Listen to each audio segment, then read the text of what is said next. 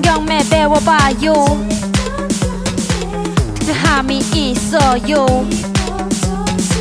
협회에서 만나요. 예, 열심히 했어. 나도 부자 될 거야. 대한공연매사협회. 나도 부자 될 거야. 대한공연매사협회.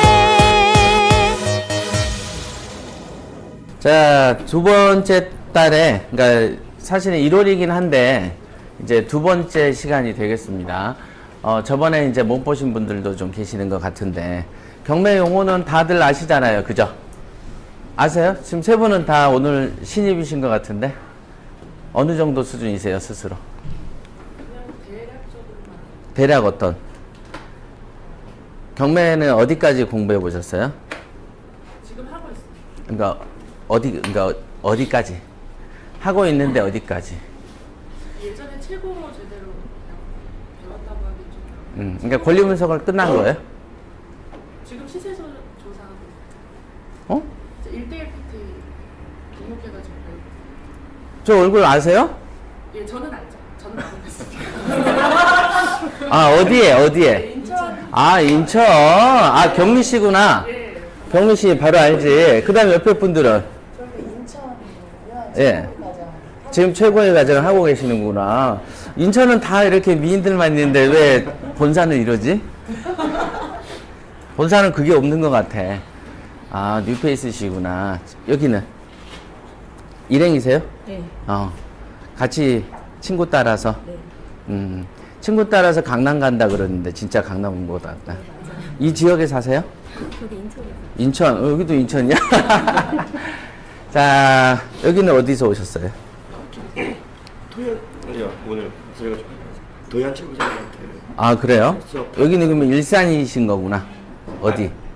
도현 최고장님한테 여기서 수업. 아, 여기서 받으신 거예요? 네. 자, 특별한 게, 이제, 조금 전에도 이제 얘기를 하는데, 우리 그 동생이, 왜 하고 많은 주제 중에서 법원 경매 용어 해설을 하느냐라고 묻더라고요. 근데 이제 당연하게 제가 이제 여러분들한테 가르쳐 드릴 수 있는 게, 설마 법원 경매 용어 해설이 전부는 아닐 거 아니겠어요. 근데 이제 우리의 일정의 순서가 있기 때문에 저번 달에 한 내용하고 이번 달에 한 내용이 이제 순서에 의해서 이렇게 조금씩 올라간다라고 생각을 하시면 되고요. 그래서 어차피 오늘 나는 용어는 잘 알고 있는데 라고 생각을 하셨어도 그냥 이런 자리를 익숙해지려고 왔다.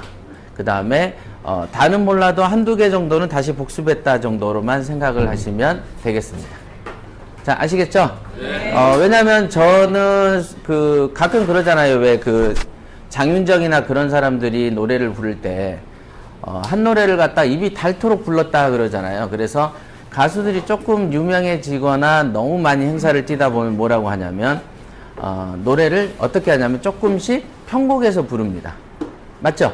그래서 가수들이 이제 우리는 최초의 원곡이 듣고 싶은데 가수 자기 입장에서는 수천 번 수만 번 불렀기 때문에 식상한 거죠, 사실은.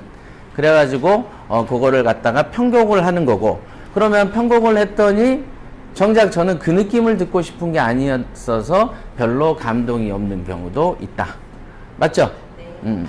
그래서 이런 경매 용어 해설 같은 빤한 거를 하려고 하니까 저도 사실 좀 그래요. 하지만 이해를 좀 하시고 그냥 공부하시면 되겠습니다.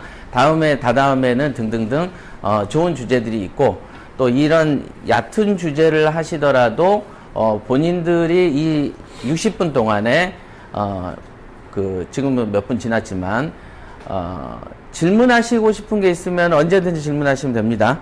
언제든지.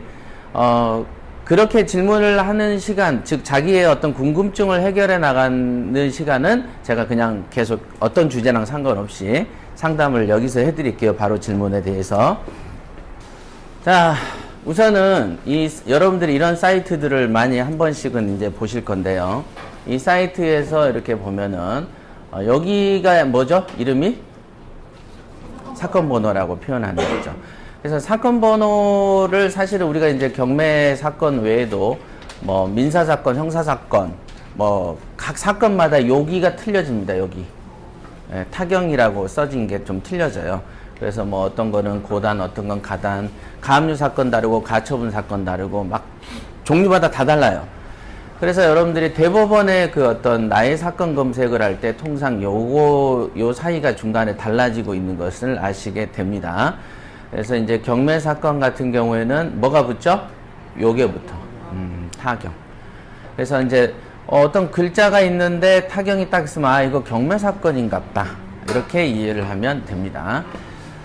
그래서 이렇게 쭉 이게 이제 일반 캡처를 제가 해놓은 건데 여기 이제 매각길이라고 써 있는 게 이제 물건 파는 날짜죠. 매각길도 사실은 경매 용어죠.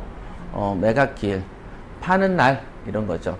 옛날에는 그냥 경락길 이런 식으로 써 있었습니다. 근데 이제 법이 바뀌면서 매매라는 용어가 들어오게 됐고 매각이라는 단어가 등장하게 됐죠.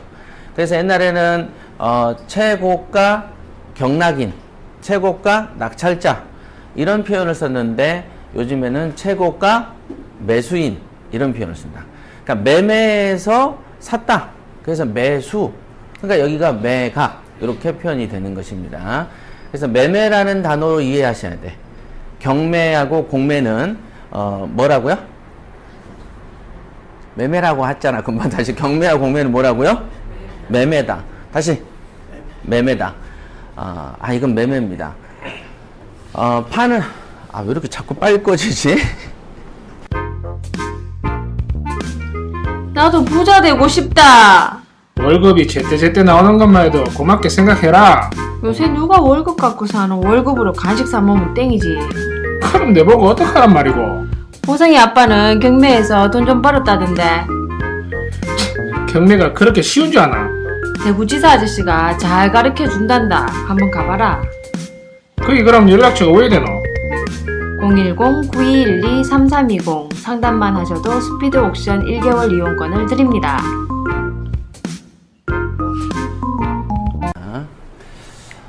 통상적으로 우리가 경매, 공매 그러면 법원이나 자산관리공사가 중간에 껴있기 때문에 요거가 어떤 그 일반적인 법적 성격이 뭐냐 가지고 많이 고심을 하는데 법적 성격은 그냥 개인 간의 매매로 봅니다. 그래서 이제 공인중개사가 사이에 껴있어도 우리가 그냥 매매라고 표현하죠.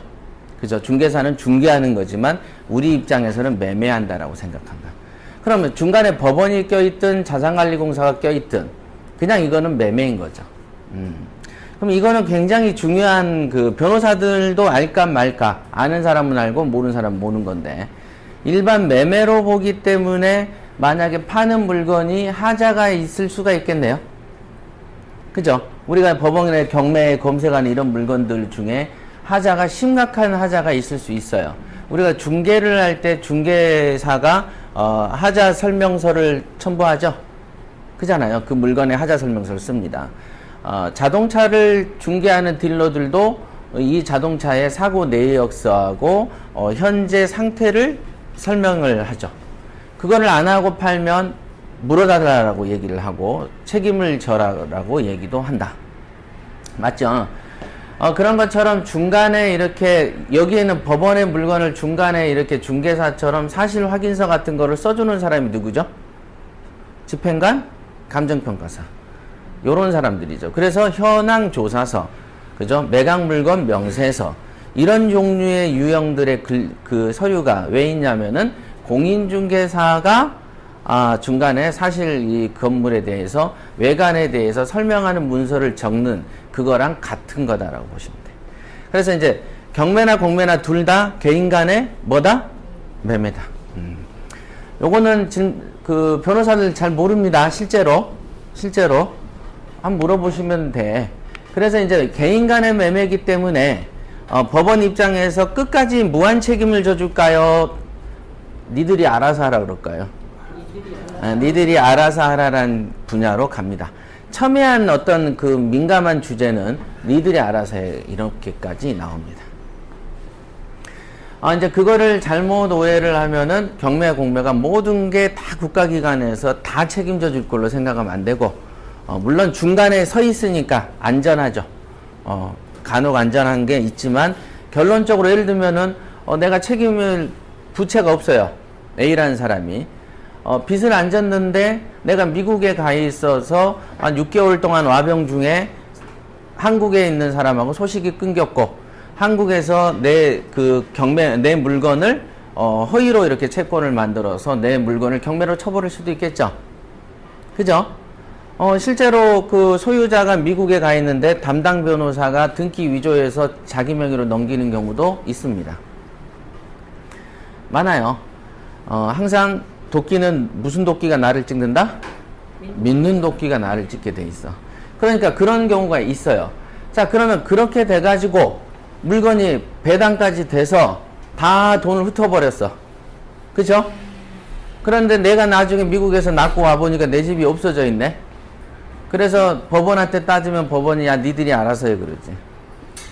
자, 이런 얘기라는 거죠. 뭔지 알겠죠?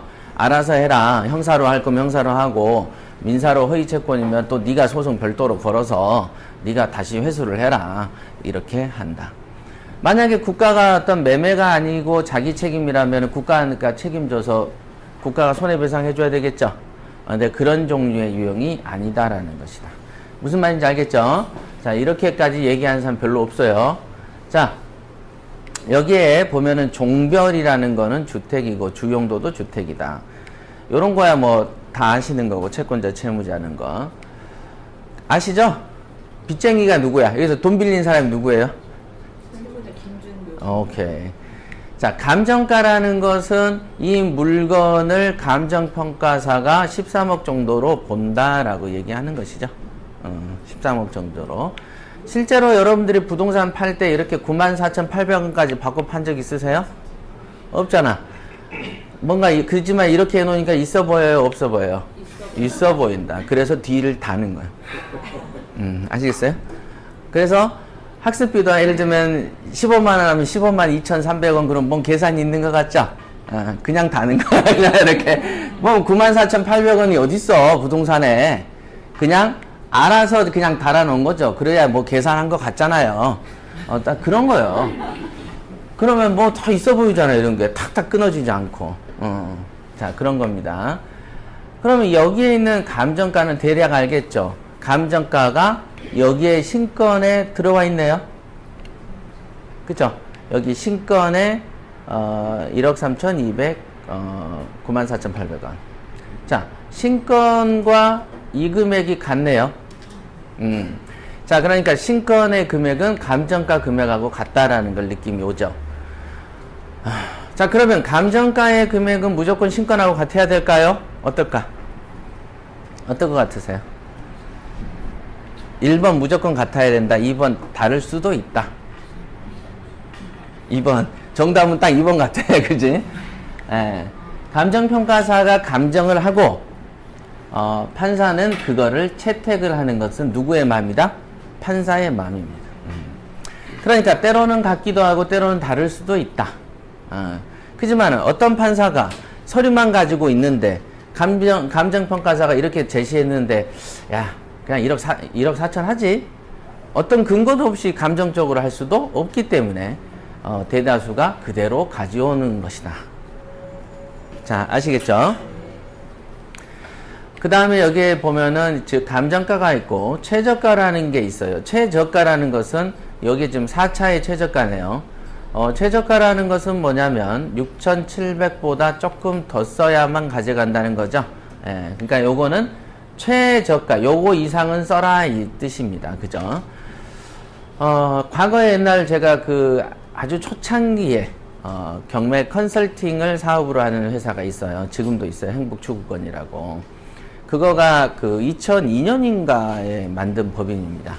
꽤 됐죠? 꽤 됐습니다. 이 협회는 2005년에 만든 법이네요. 그런데 2002년에 만들고서는 이 관악구에 그 당시에 이제 홍보 방법은 인터넷하고, 홈페이지하고, 그 다음에 이제 생활정보지가 그 당시에는 상당히 파괴적이었어요. 그래서 한 달에 600만 원을 들여가지고 광고를 내봤어. 물건을. 이런 걸 보기 좋게 아름답게 산뜻하게 만들어서 내봤어요. 그랬더니 전화가 와. 근데 전화의 내용이 뭐냐면 6,700에 사는 거지요? 라고 물어봐 자꾸. 요 금액에 그냥 산 줄 알아. 그 부동산에서 매각 가격인 줄 아는 사람도 있어요. 물론 이제 그 당시에는 경매가 많이 보편화가 안 됐지만 지금 여러분들은 좀 알고 오시는 거잖아요. 그죠? 전화만 오면은 그런 경우가 무지하게 많았다. 최저가라는 것은 요거 이상으로 경매라는 건 경쟁적으로 하는 거기 때문에 더 많이 쓴 사람이 가져가는 것이다. 그게 경매 아니겠습니까? 그죠? 근데 그런 것도 모르던 시절이 있었다.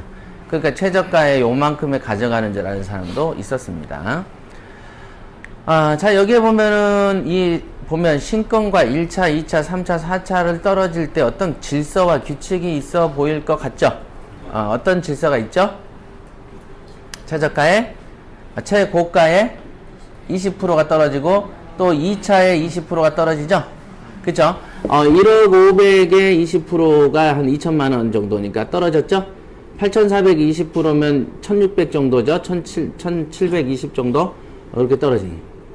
자, 계속 20, 20씩 떨어진다. 이런 거죠.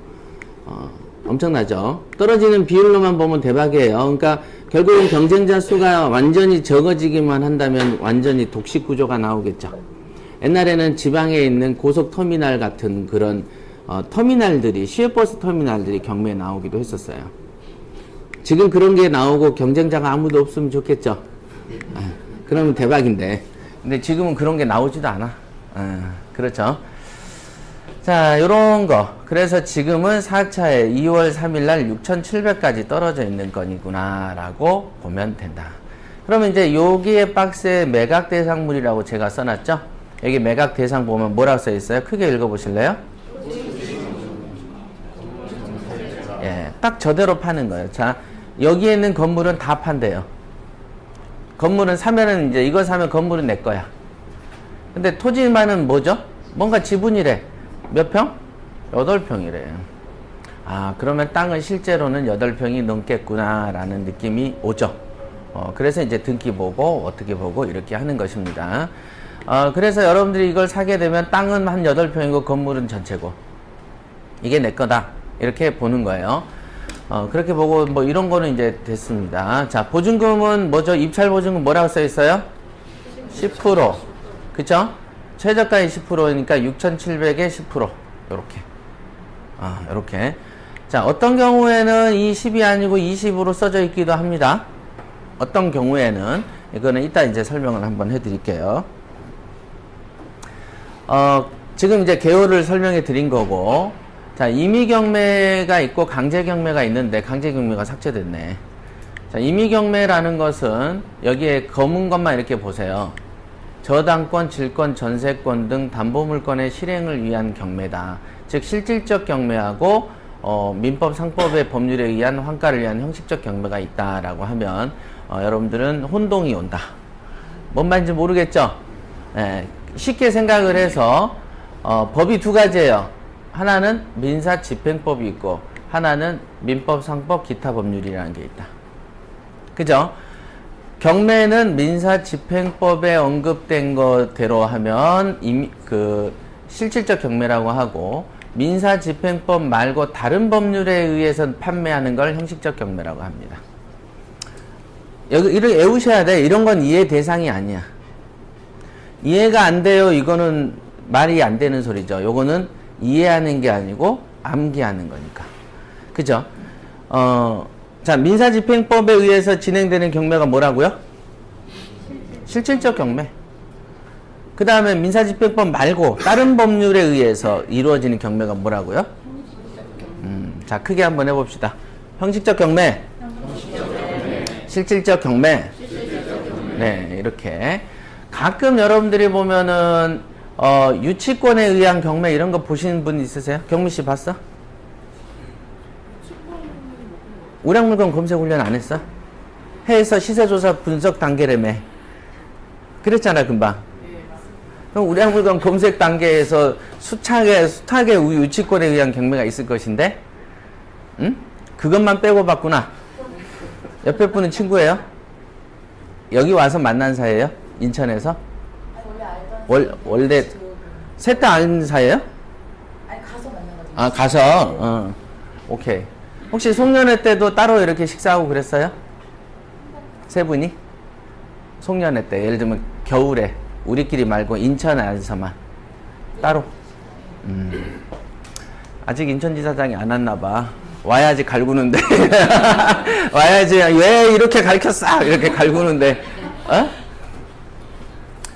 자, 애우세요. 실질적 경매, 형식적 경매에 대해서 애워야 돼, 무조건. 그렇다고 해서 그러면 안 애우면 여러분의 투자 실적하고 상관이 없냐? 전혀 상관이 없어요. 몰라도 상관이 전혀 없지만, 그래도 적어도 교육을 받으러 와서 시간을 쓰시고, 왔다 갔다 교통시간만 2시간 썼는데, 가지고 가야지. 실질적 경매, 형식적 경매가 있는데, 형식적이라는 표현 자체가 뭔가 좀 아니라는 느낌이 오죠? 그래서 민사집행법 아닌 거에서는 다 그렇게 돼요. 예를 들면은 부모님이 돌아가셔서 형제들이 상속을 받았어요. 형제들이 상속을 받아서 형 반, 동생 반을 먹었는데, 동생이, 돈 좀 쓰게, 형, 이 집 좀 팔지? 야, 어떻게 부모님이 물려준 집을 쉽게 팔라 그러냐? 너는 나쁜 놈이다. 이렇게 얘기를 하는 거죠. 그지만 동생 입장에서는 돈을 써야지 언제까지 이렇게 할 거냐? 티격태격 하다가, 이제 공유물 분할 소송을 하고 판결을 받은 다음에 동생이 경매를 쳐버린다. 경매를. 그걸 뭐라 그래? 형식적 경매를. 가끔 보면 공유물 분할 경매 이런 거 보셨죠? 그런 게 형식적 경매다. 그러니까 어떤 빚쟁이가 있고 채권자가 존재한 게 아니에요. 지금 그죠? 그냥 둘이가 그냥 주인인데 서로 시비가 붙어서 나누자고 해서 나눠지는 거죠. 그걸 형식적 경매. 뭔가 껍데기란 느낌이 오잖아요. 경매는 경매인데 껍데기잖아요. 그죠? 그지만 우리가 흔히 말하는 경매는 기본 베이스가 채권자와 채무자의 존재를 기본으로 하기 때문에 그런 어떤 대립 구조가 없는 거를 형식적 경매라고 한다. 이렇게. 그러니까 그런 대립 구조가 없는 것이 어디냐? 민사집행법은 아니겠죠. 말 그대로 민사 집행한다며. 뭘 집행하네요? 집행하니까 채권자와 채무자의 대립 구조가 존재한다는 거죠. 그러니까 집행하는 구조에서는 실질적으로 이게 진짜 경매란 뜻이고, 경매는 아닌데 뭔가 경매로 팔 수밖에 없어. 법원에서 강제로 안 팔면은 형하고 동생 간에 이 관계를 해결할 수가 없어. 그러니까 법원에서 대신 팔아주는 거죠. 하지만 대립 구조는 아니야. 이런 게. 그래서 이거를 이거 민법이나 이런 거에서는 형식적 경매로 하자. 이렇게 돼 있다. 자, 이렇게 이해하시면 됩니다. 공동경매하고 이중경매는 제가 숱하게 얘기를 했고, 경매라는 게 이중이라는 것은 중자가 중복할 중자입니다. 공동이라는 것은 복수예요, 단수예요? 복수. 이중은? 복수. 그러니까 경매를 여러 명이 친네. 그런 걸 이중하고 공동이라고 이해를 해야 된다. 경매를 몇 명이 쳤다? 여러 명이 쳤다. 어떤 부동산을? 한 부동산을 여러 명이 친다. 공동담보는 담보가 여러 개다라는 뜻입니다. 예를 들면 제가 그 선영 씨한테 1억을 빌려줬어. 그러니까 선영 씨가 한 5천만 원짜리 담보물을 줘요.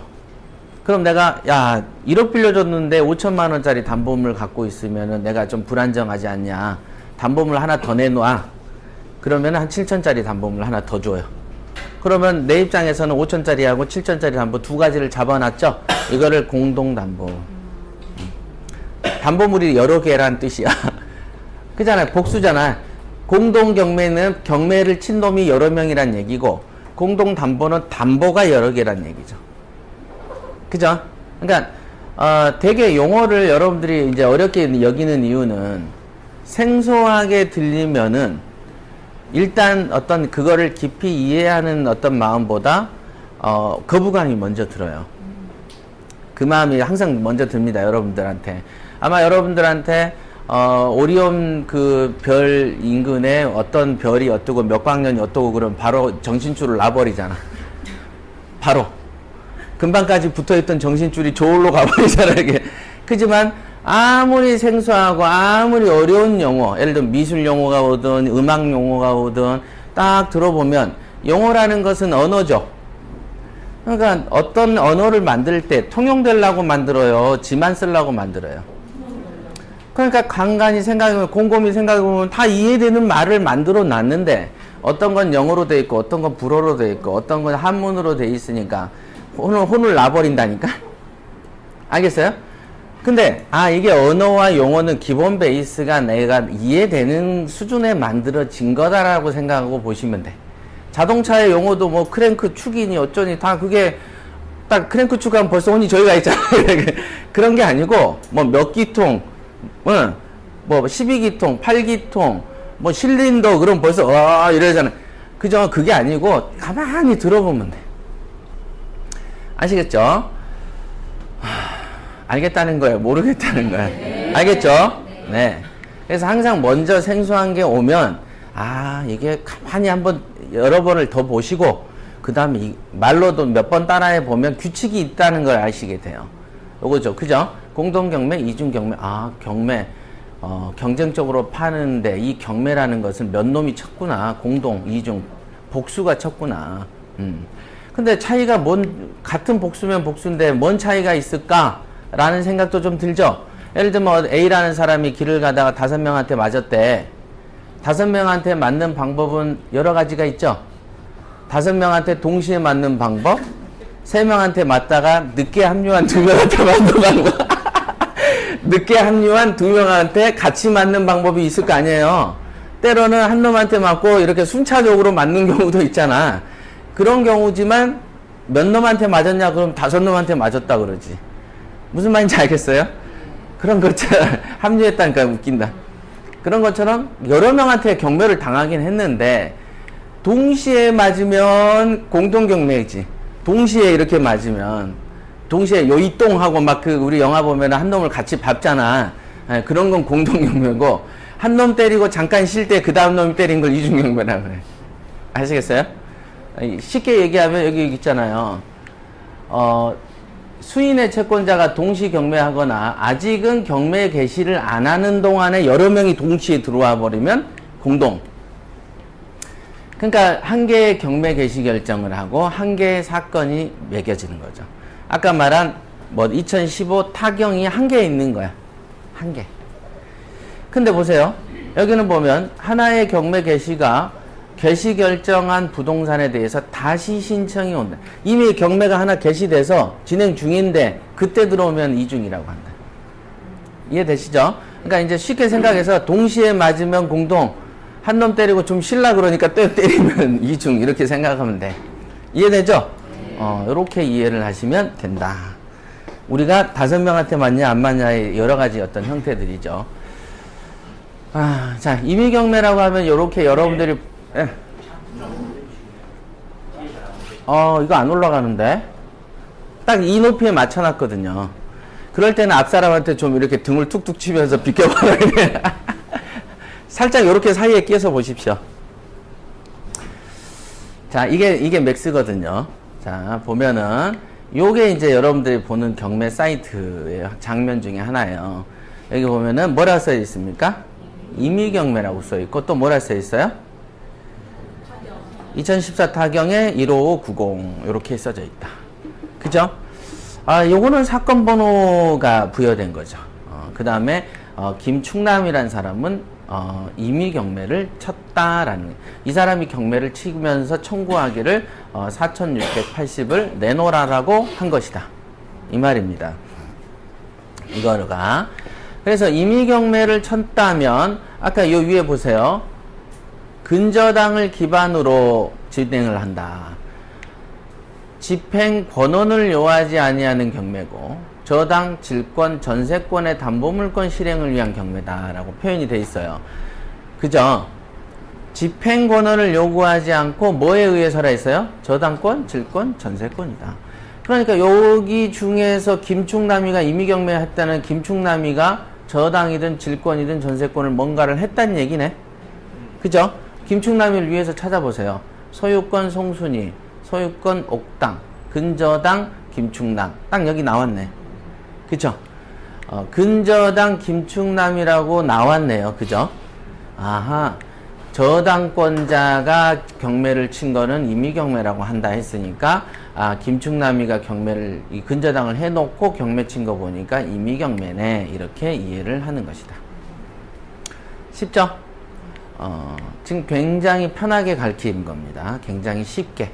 그래서 이런 걸 임의경매라고 그래서 임의경매라고 써져 있다는 자체는 그 위에 어딘가에가 이 사람이 나온다는 얘기하고 같은 얘기입니다. 어떤 등기상에 이름이 존재해야 임의경매를 칠 수 있다. 아시겠죠? 그럼 강제경매가 뭐지? 강제경매는 부동산을 압류해서 환가라는 건 돈으로 만든다는 얘기예요. 그러니까 팔아치운다는 얘기입니다. 환가.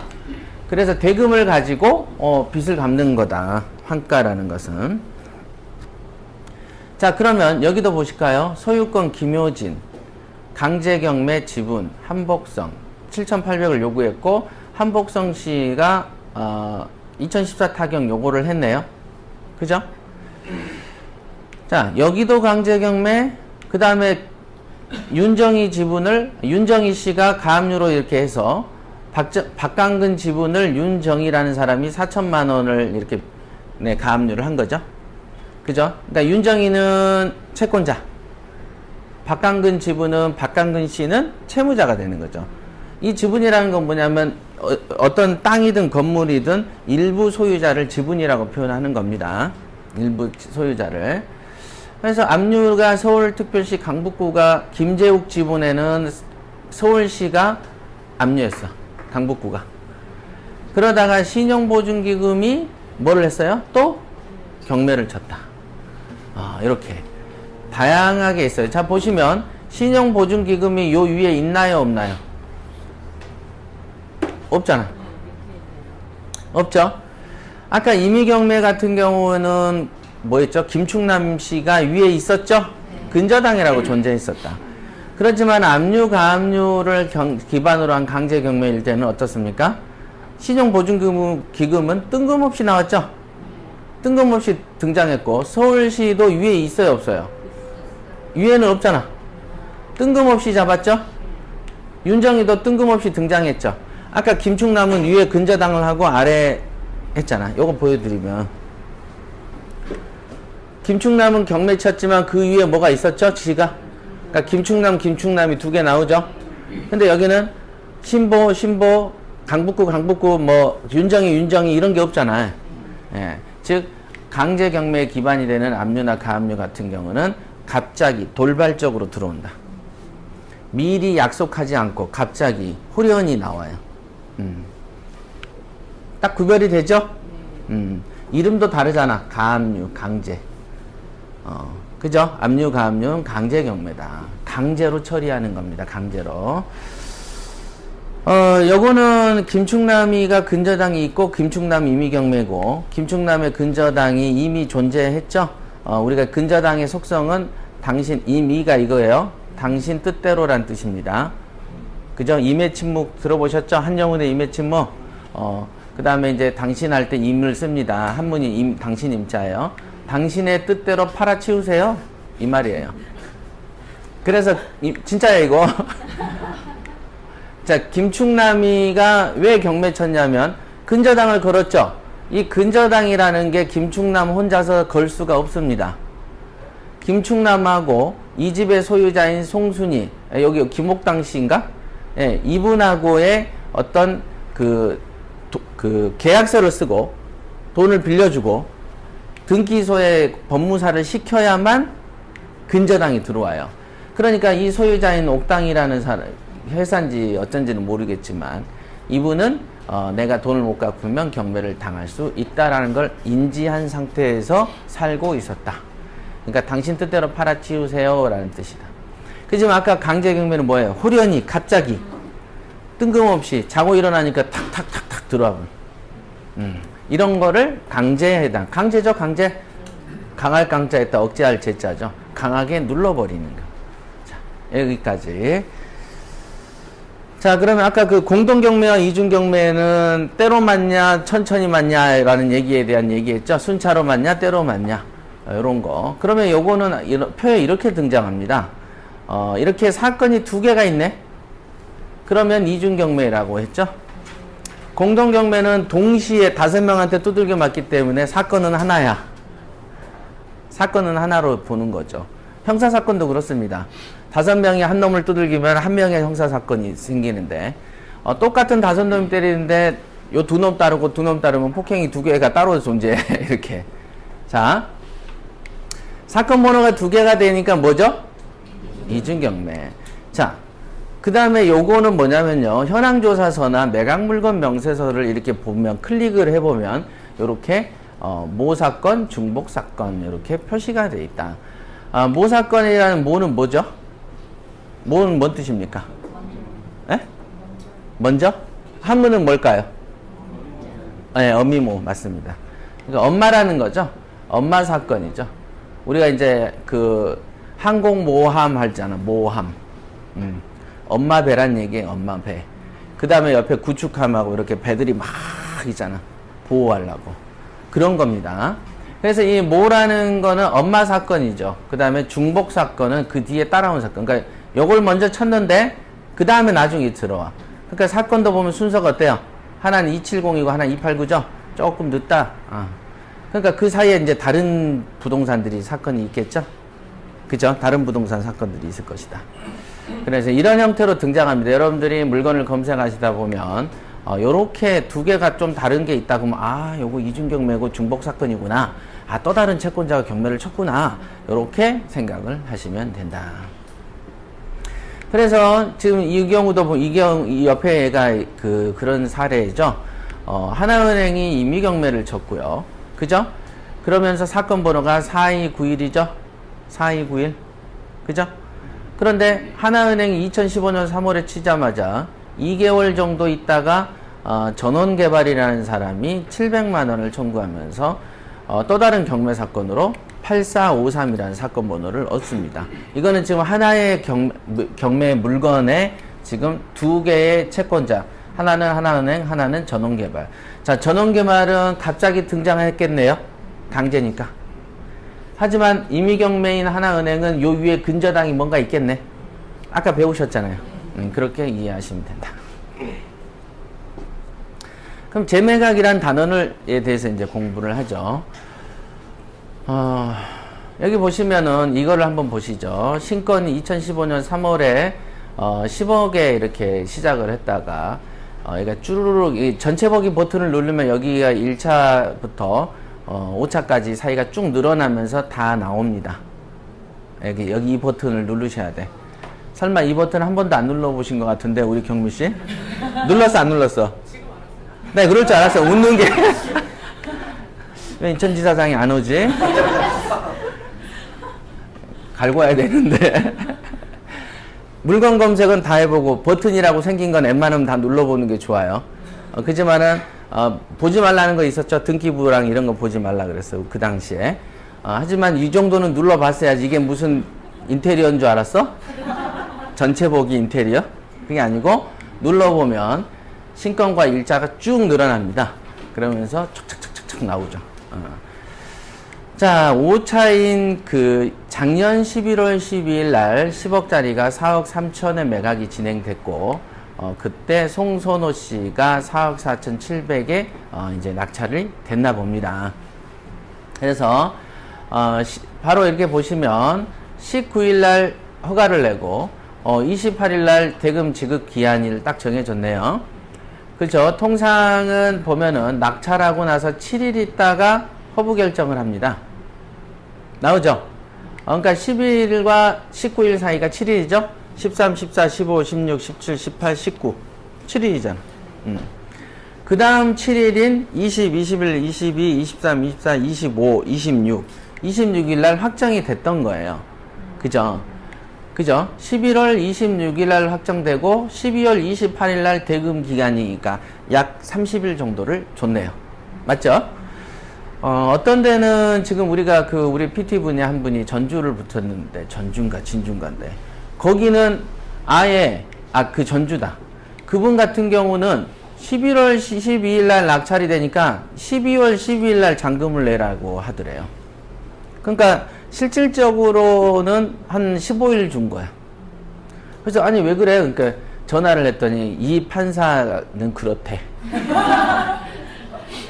자, 그러니까 대금기를 정하는 것도 누구 맘이다?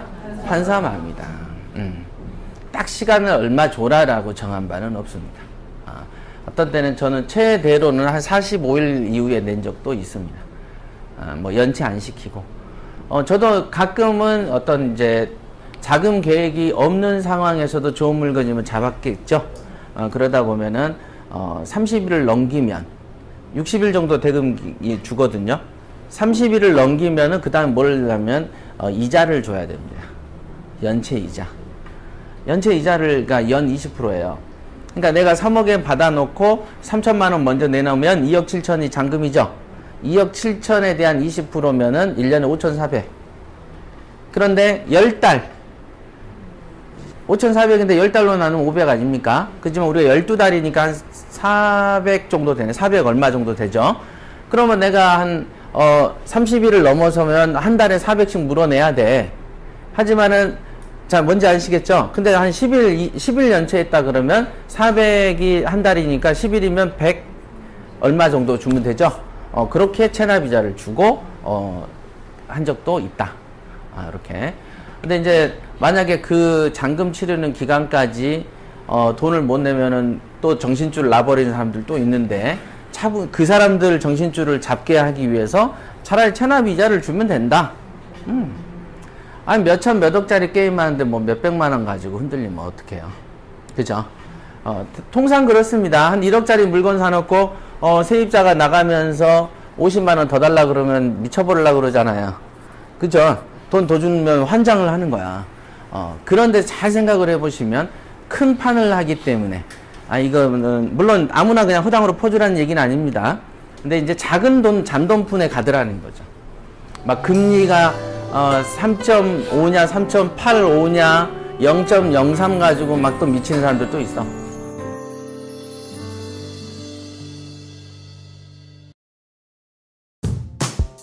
PT의 매력을 한마디로 표현하면 완전 마스터해버린 거지 한번에. 제가 생각할 때는 이 PT는 인생 역전이다. 쓰나미와 똑같은 효과를 볼 수 있는 그런 막강한 도구. 두 마리의 토끼를 잡는 것이다. 이론과 실물을 성과를 동시에 얻을 수 있는 두 마리의 토끼를 잡는 것이다. 쓸어불어.